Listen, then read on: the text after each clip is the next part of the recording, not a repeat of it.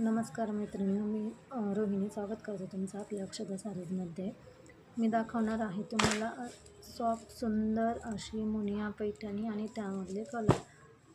तर कलर पाहून घ्या, खूप सुंदर कलर आहेत यामध्ये.